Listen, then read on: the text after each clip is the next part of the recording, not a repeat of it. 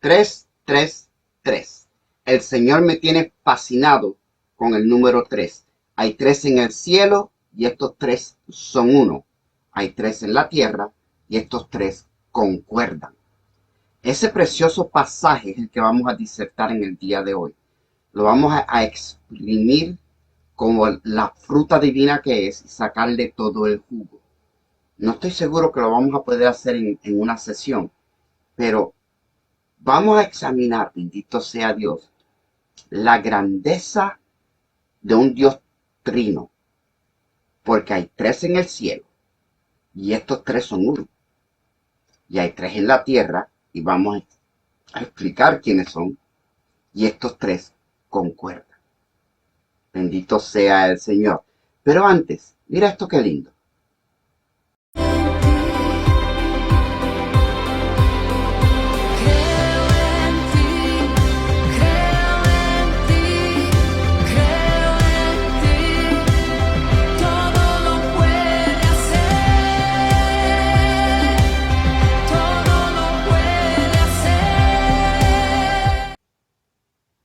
Primera de Juan 5, 7 y 8 dice así. Porque tres son los que dan testimonio en el cielo, el Padre, el Verbo y el Espíritu Santo. Y estos tres son uno. Y tres son los que dan testimonio en la tierra, el Espíritu, el agua y la sangre.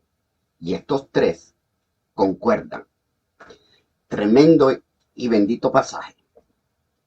Antes de poder entrar en él y verdaderamente explicártelo, tengo que explicarte esto acerca de este pasaje. Sé que te va a ayudar y te va a bendecir, quizás no en una manera espiritual, pero definitivamente en una manera intelectual, bíblica. Este pasaje hay muchas versiones de la Biblia que no lo tienen. Muchos cristianos no saben cómo nosotros logramos tener una Biblia. Me sorprende. No hace mucho me encontré con un evangelista, un hombre de respeto, y en la conversación él me dice, es impresionante cómo nuestra Biblia se compiló de pedacitos escritos, escritos en pieles y en cosas. Y dije, no, espérate, ese no es la Biblia, ese es el Corán. Nuestra Biblia, el Viejo Testamento, Moisés subió al monte y Dios se la dictó, el Torá, los primeros 5 libros. Después todos los demás fueron escritos por escribas en el reino de Israel. Gente preparada, gente enseñada, gente temerosa de Dios, que fueron testigos oculares de lo que los profetas decían y lo que los reyes hacían. El Nuevo Testamento tenemos algunos detalles un poquito diferentes. Esta carta, por ejemplo, es una epístola del apóstol Juan, el discípulo amado, que primero fue discípulo de Juan el Bautista y después discípulo de Jesús. El mismo que tuvo la revelación que le conocemos como el Apocalipsis. Esta es una de sus cartas. Y estas cartas, no necesariamente estas, sino aún todas las de Pablo, de Pedro, la carta a Timoteo, Gálatas, la mayoría de ellas fueron escritas más o menos dentro de este escenario que yo te voy a presentar para que tú entiendas lo que está sucediendo. La iglesia está naciendo, está yendo a distintos países, distintos pueblos, y se están convirtiendo los judíos y gente de esos pueblos. Pablo, apóstol a los gentiles, empieza a escribir cartas. Durante este tiempo, Mateo escribe su evangelio, Marcos, que en verdad es el evangelio de Pedro. Juan creo que fue el último que escribió el de él. Esta carta también es una de las últimas, pero estas son las circunstancias. La iglesia está bien primitiva, hay ciertas pequeñas congregaciones en distintas partes del mundo, pero hay una persecución. Roma está matando a los cristianos. Por lo tanto, muchas de estas reuniones son clandestinas. Muchas de las cartas que escribió Pablo las escribió de una cárcel, una lamparita y la escribe. Y entonces, de algún modo o manera, ese pergamino, es un pergamino, no es un pedacito de de, de- de- de piel que te lo metiste en la muela para sacarlo. No, no, no, es un pergamino. Se lo entrega a alguien como Tito o Timoteo y él se encarga de llevarlo a quien tiene que ir. Pero esto es lo que sucede. Esta gente son inteligentes, son nuestros hermanos en Cristo. Saben lo que la iglesia está pasando y este es un pergamino de Pablo que va para Timoteo, su hijo amado. Pero lo que hacen es que Timoteo lo agarra y llama de la congregación a aquellos que él sabe que tienen conocimiento, que tienen letra, y les dice, mira, nos llegó una carta de Pablo. Yo necesito que tú me hagas una copia. ¿Por qué? Porque esta copia se la vamos a mandar a Gálatas, y esta copia se la vamos a mandar a Efeso, y esta copia se la vamos a mandar a Corintios. Y entonces, dependiendo de cuántos hermanos él tiene en esa congregación, que tienen la habilidad de leer y escribir y de copiar, y que tienen el valor de saber que si lo agarran, si los romanos lo agarran con este pergamino o haciendo una copia, lo torturan para que él diga dónde está el pastor. Y entonces se lo traen al pastor y lo torturan para que él diga dónde está la congregación. Así que estos hermanos que agarraron la responsabilidad de copiar la carta original de Pablo, lo están haciendo con una devoción y una entrega que es difícil para mí eh, eh, entender. Yo nunca he estado en esa situación, pero la admiro y la bendigo, porque ellos están traduciendo la palabra de Dios, lo único que ellos tienen. Tú y yo tenemos la Biblia completa, pero ellos la están traduciendo. Después, años después, cuando Roma se convierte en la iglesia universal, la iglesia católica romana. Al principio la dominaba la doctrina de los apóstoles y profetas y tuvieron un concilio y dentro de ese concilio una de las cosas que hicieron, bendito sea Dios, que fue inspirado por el Espíritu Santo, estoy seguro, empezaron a compilar, a llamar a todo el que era pariente de uno de los apóstoles, alguien que recibió la carta, alguien que estaba en la iglesia de Timoteo y le dieron una copia y él quizás hizo dos y se quedó con una y empezaron a recopilar todo lo que había y entonces a comparar todas las copias. En algunas tenemos la original, en otras tenemos gran cantidad de copias y comparamos las copias. Y todas tienen que decir lo mismo. Claro que como son seres humanos escribiendo bajo mucha presión, con una lamparita de aceite, de fuego, algunos se perdió una palabra, alguien se le pasó una sentencia, un versículo. Aquel otro lo tiene, aquel otro lo tiene, aquel otro lo tiene, y entonces lo añadimos a la Biblia que tú y yo tenemos hoy y le ponemos una marquita y abajo dice, algunas versiones omiten este versículo. Y esa es la razón por la cual algunas versiones omiten el versículo, porque hay 3 que no lo tienen y hay 4 que lo tienen. Y por lo tanto decidieron, como hay 4 que lo tienen, lo pusieron. Pero nos dejan saber, como en inglés se llama footnote, nos dejan saber que hay versiones que no tienen ese versículo. Porque últimamente, cuando tú lees la Biblia, cuando tú la estudias, cuando alguien te la predica o te la enseña, lo que tú vas a recibir o no recibir no depende del que te la predica o te la enseña. No depende ni siquiera de lo que está escrito en la Biblia. Depende de lo que tú estás dispuesto a recibir, a vivir, a creer.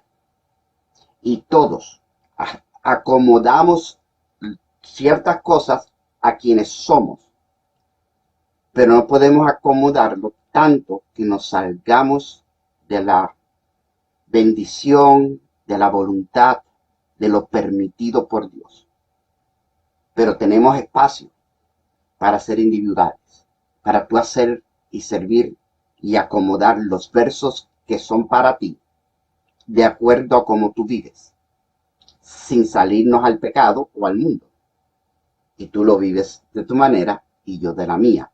Por eso, cuando el Espíritu Santo inspiró a los escritores, a los que hacían las copias, al concilio que se reunió para compilar y producir una Biblia, a los que por fin la pusieron junta y la imprimieron, y todo esto, en mi espíritu, lo considero obra del Espíritu Santo, porque así es como obra el Espíritu Santo. Y tenemos la palabra. Esta es la palabra de Dios. Hay algunos que no aceptan este pedazo que yo te acabo de leer, porque hay pergaminos, copias de pergaminos que no lo tienen. Y hay copias de pergaminos que sí lo tienen. Yo lo acepto 100% y te voy a decir por qué. Tú no tienes que aceptarlo, pero puedes aprender de la razón por la cual yo lo acepto y nos edificamos mutuamente. Amén. Yo lo acepto porque el escritor es el apóstol Juan. Y cuando tú lees el Evangelio según San Juan, comienza con una revelación más alta que los otros 3 evangelios. Pero Juan comienza su evangelio diciendo, en el principio era el verbo, y el verbo era con Dios, y el verbo era Dios. Y Juan sabe que el verbo y el Padre son uno. Mira esto qué tremendo.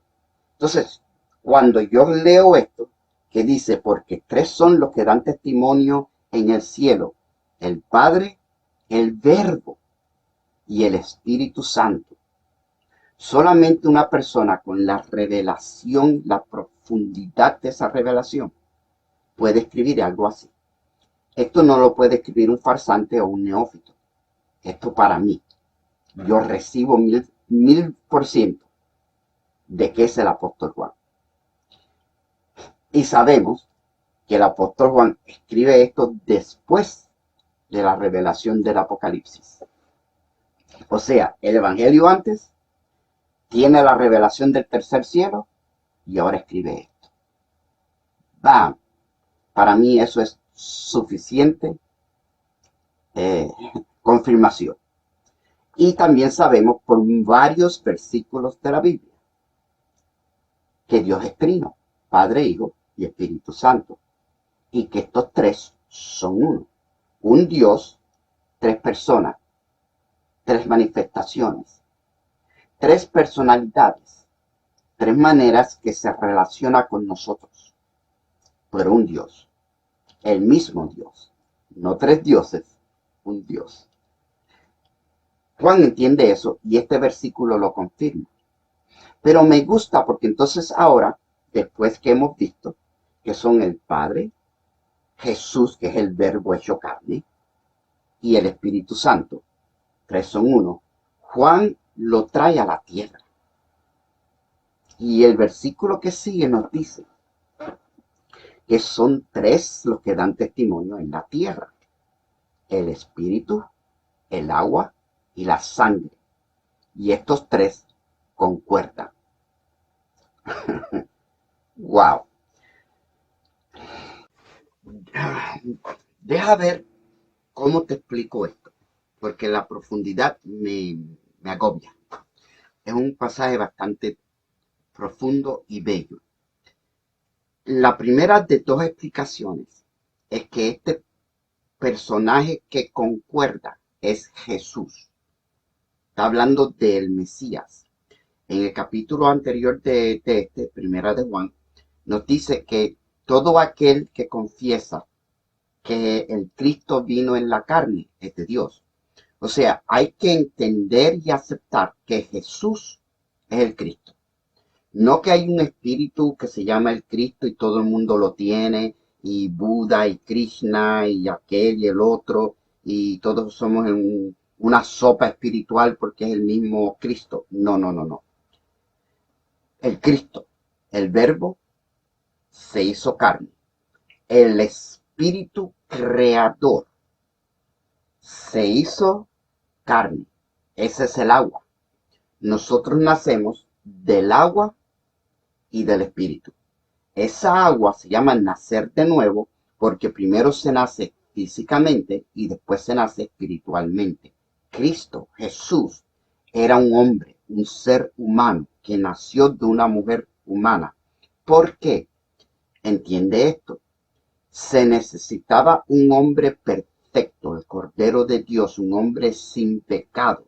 Y dice la Biblia que Dios buscó de varias maneras y como no encontró a ninguno que se pudiera parar en la brecha y hacer vallado, su propio brazo, Jehová desnudó su brazo y su propio brazo le trajo victoria. Ese brazo es Jesús. Él se hace hombre porque no hay un hombre perfecto que pueda redimir al hombre. El segundo Adán, espíritu, carne, porque nace del agua. 2/3 de nuestro planeta son agua y 2/3 de nuestro cuerpo son agua.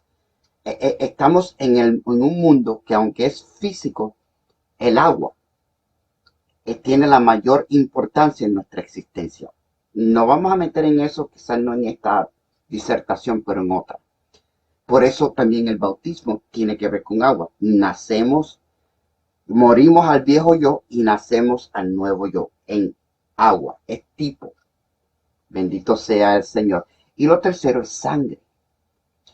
Porque Jesús nació por obra y gracia del Espíritu Santo. Su sangre no tiene ADN de Adán, tiene ADN de Dios.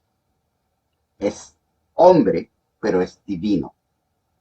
La palabra nos dice que en él habitó el todo de la plenitud. En este hombre, en este ser humano llamado Jesús, y era un ser humano porque tenía que morir y Dios no puede morir. Pero como es Dios, hecho hombre, la muerte no tuvo autoridad sobre él y al tercer día resucitó. ¿Ves cómo todo lo que es en la Biblia, lo que tiene que ver con Biblia, todo cae en su sitio? Esto no es un cuento de hadas que nos inventamos. Tiene un hilo de lógica bíblica y espiritual, desde el principio hasta el fin. La Biblia, y específicamente la Biblia con el Nuevo Testamento, con la revelación de que el Verbo se hizo carne y vino en espíritu, en agua y sangre, y estos tres concuerdan. Hijo de David, hijo de Abraham. El linaje de Jesús está en la Biblia. La sangre testifica que Él cumple todo lo que tiene que ver con las promesas de que viene el Mesías. El Mesías tenía que cumplir ciertos requisitos de sangre de la tribu de Judá, el león de la tribu de Judá.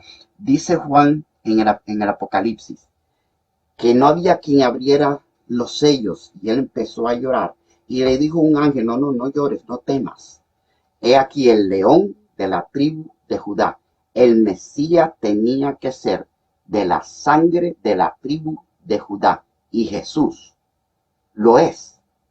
No lo fue, lo es. Nació de la tribu, del linaje de la tribu de Judá. Y cumple la profecía de que el sceptro, la autoridad, nunca le será quitada a la tribu de Judá.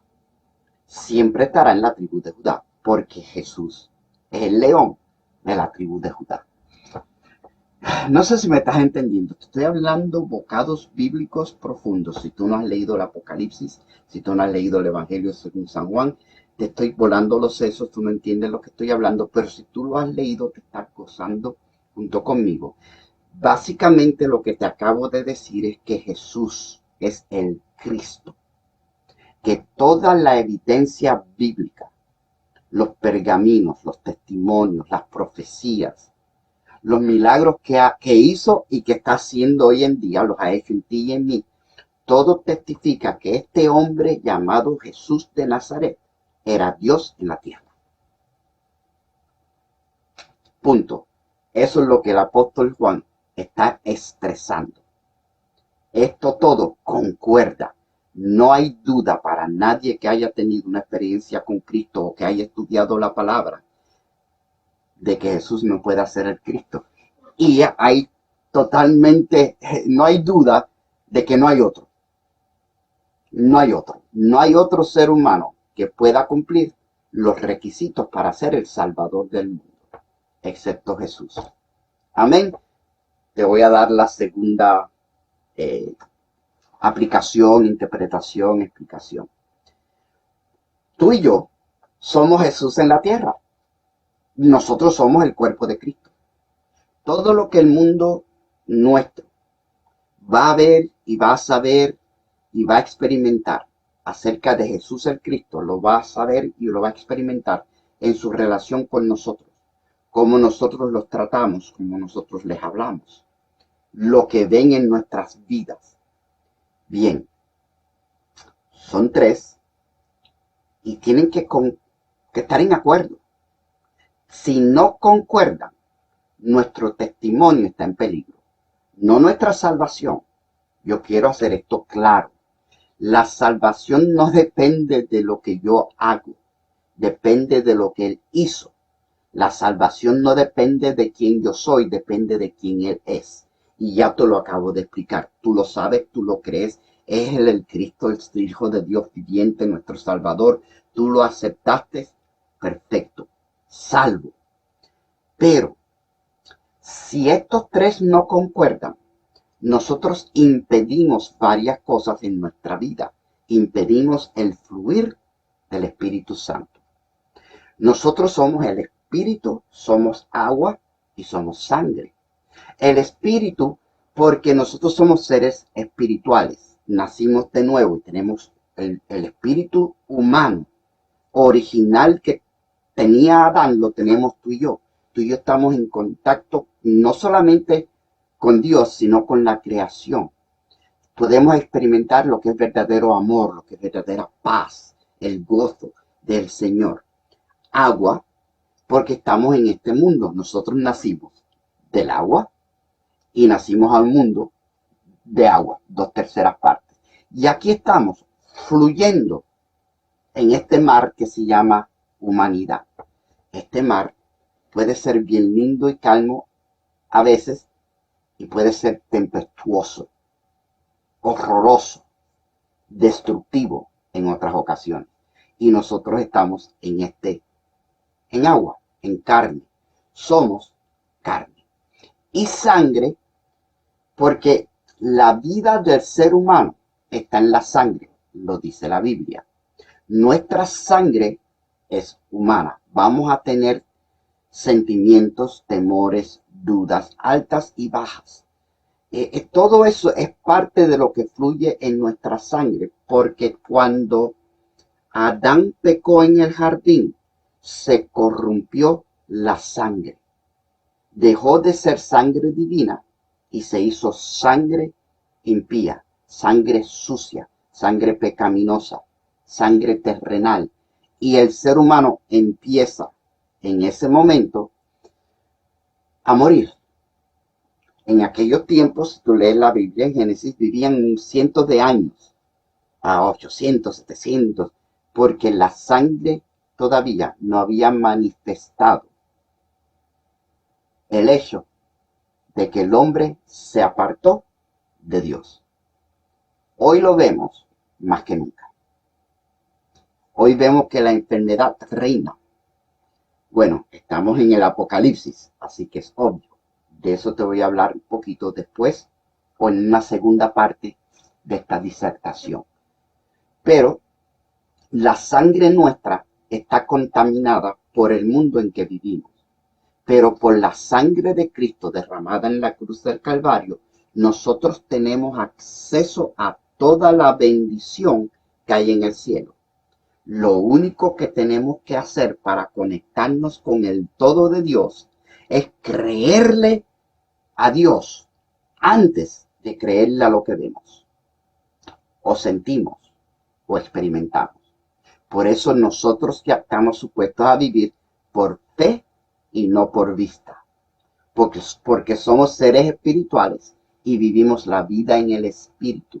Y aunque estamos en esta carne, en esta agua, y las tormentas nos mueven el barco, nuestra sangre, a pesar de que no es limpia, nuestra alma, nuestro pecado, nuestra culpa ha sido limpiada por la sangre del Cordero Cristo Jesús.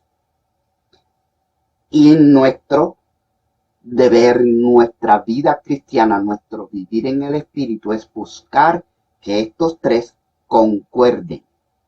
Si estos tres concuerdan, experimentamos toda la bendición de Dios. Nos conectamos con el cielo a través de la fe. Y a pesar de que yo veo cosas que no entiendo, algunas me atemorizan, otras me enfurian. Yo voy a seguir viviendo por la conexión con el cielo. Dios está en control. Hay esperanza, hay fe, hay amor. El ángel de Jehová acampa alrededor de los que le temen. Dios tiene propósito con su iglesia y yo soy parte de la iglesia. Así que yo voy a tener paz. Yo voy a estar en expectativa de cosas lindas, buenas y mejores. Porque mi espíritu, mi alma, mi fe, mi esperanza, mi convicción de que Jesús es el Cristo, tiene que mantener mi vida. Tiene que haber el milagro de que concuerden. Tiene que haber el milagro de que concuerden. Es difícil y es un milagro porque lo hace el Espíritu Santo si nosotros lo invitamos a que entre, como en la adoración, en la alabanza, en la lectura bíblica, en el meditar en las cosas de Dios y no en las cosas del mundo. Aunque yo aconsejo ver las noticias, tú debes de estar enterado de lo que está pasando. Yo no se lo aconsejo a todos. Hay algunos que no pueden verla porque todavía estos tres no concuerdan. Entonces tú tienes licencia para no ver las noticias, pero mantente informado escuchando a siervos y siervas de Dios que sí las ven. Y las noticias más importantes no son las que están en la televisión, son las que están declaradas proféticamente en la palabra de Dios. Por eso yo no me las pierdo. Cuando yo veo terremotos, inundaciones y huracanes, yo veo a Mateo 24, Lucas 21 y el libro del Apocalipsis. Te puedo dar versículo, capítulo y versículo. Tú no puedes, no hay problema. Sigue conectado con el Espíritu Santo para que tus emociones concuerden con tu fe y tu esperanza, con tu paciencia. Sigue conectado para que tu sangre no permita que tu corazón se enfríe o se endurezca. Sigue orando y amando a aquellos que no se lo merecen. Ora por los perdidos, ora por tus enemigos. Bendice y no maldigas. Perdona a los que te ofenden o los que te han ofendido. Mantén tu sangre conectada con la sangre divina, la sangre de Cristo, para que todo lo que es parte de tu vida concuerde.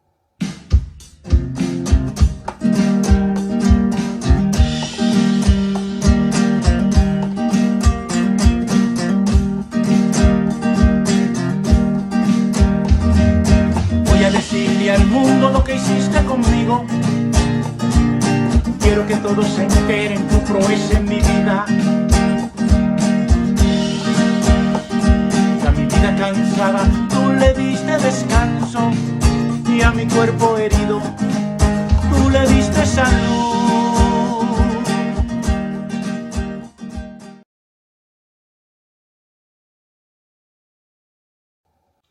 Bendito sea el dulce nombre de Jesús. Voy a concluir. Déjame concluir con esto, porque quiero compartir, creo que te va a bendecir. Comencé hablando acerca de que hay quienes dudan de que esta porción bíblica esté en los originales. También hay quienes dudan que el escritor sea Juan, el discípulo amado, el apóstol Juan, y que el que escribió el Apocalipsis es otro y el que escribió las epístolas es otro. Yo te voy a decir lo que creo porque lo creo. Primero que nada, el autor es el Espíritu Santo. La Biblia es palabra de Dios.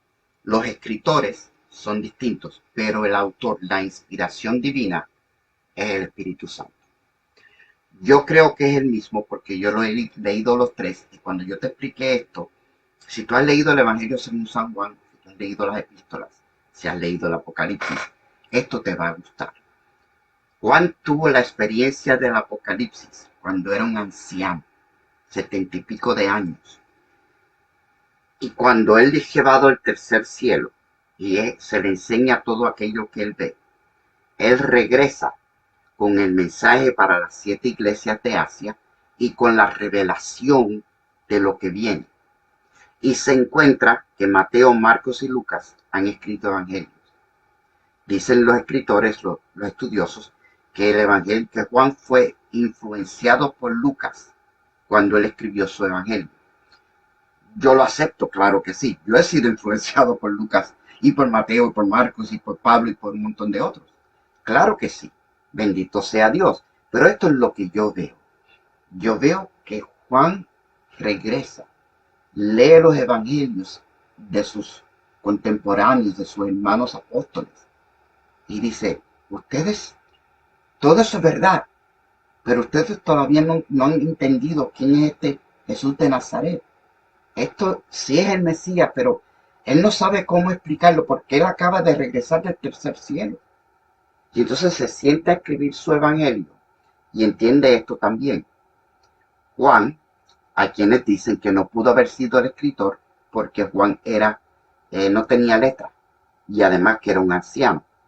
Pero, como yo tengo un buen sentido de la imaginación, si yo soy Juan y yo vengo a dejarle saber al mundo lo que Dios me ha enseñado a la iglesia, lo que Dios me ha enseñado, y en efecto el Evangelio según San Juan está escrito para la iglesia.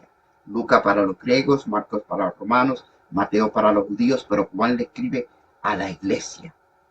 Y lo primero que él escribe, y Juan me imagino que se reúne con unos discípulos y les dice, yo les voy a dictar lo que yo he recibido, lo que yo he visto. Este va a ser mi testimonio de las cosas que yo he visto. Escriban. Y los discípulos se sientan a escribir. Yo hubiera hecho eso porque de ahí entonces saco varias copias de uno. Yo voy a acreditar a Juan por ser un hombre inteligente y productivo. Bendito sea el Señor. Y es el último de los apóstoles del Cordero que queda vivo. Así que él tiene que entender que este evangelio tiene que salir y ser propagado. Me imagino que hizo lo mismo con el Apocalipsis y con las cartas. Bien, y Juan empieza su evangelio no en el nacimiento de Jesús, sino en la preexistencia de Jesús.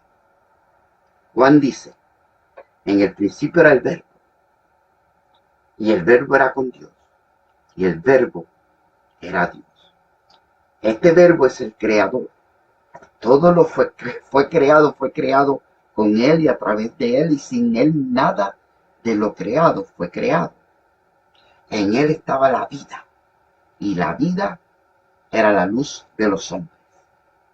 Y sabemos que lo primero que Dios hizo fue decir, hágase la luz. Y entonces nos presenta que ese personaje, el verbo, porque tres son los que están en el cielo. ¿Ves por qué yo creo que es el mismo escritor? Que es el mismo discípulo. Porque tres son los que están en el cielo. El Padre, el Verbo y el Espíritu Santo. Y estos tres son uno. Y el Verbo se hizo carne y habitó entre nosotros. Y vimos su gloria. Gloria como la del unigénito del Padre. Y entonces Juan entra a predicar y enseñar lo que él vivió con Jesús. Y su primer encuentro con Jesús es cuando Juan el Bautista, uno de los más grandes profetas que jamás ha existido, señala a Jesús y le dice: Juan, ese es el Cordero de Dios que quita el pecado del mundo. Y Juan está escribiendo y entiende por primera vez lo que el Bautista le dijo a él. En aquel momento que era un joven, no entendió la profundidad de lo que Juan dijo. Ese es el Cordero de Dios. Pero el apóstol Juan acaba de llegar del tercer cielo, donde vio que no podían abrir el rollo. Y le dijeron: no tengas miedo, el león de la tribu de Judá, él es digno de abrir el rollo. Pero cuando él mira, él no ve un león.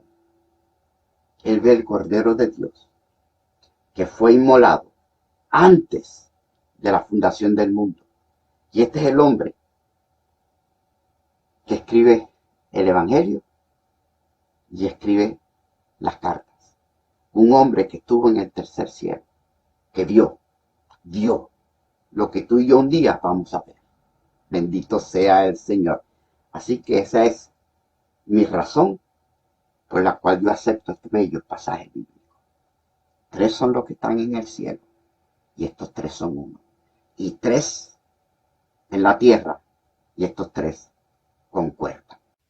Bendito sea el nombre de Jesús. Amado, quiero cerrar con una petición. De la misma manera que Pablo y Juan y los apóstoles del Cordero en aquellos tiempos sacaban copias de las cartas para que todas las iglesias la tuvieran, nosotros hoy tenemos la bendición de que podemos compartir los videos de prédicas. Y yo te voy a pedir que hagas 3 cosas por mí, por el reino y por el evangelio. Una, dame un like. Segundo, si me estás viendo en YouTube, suscríbete al canal.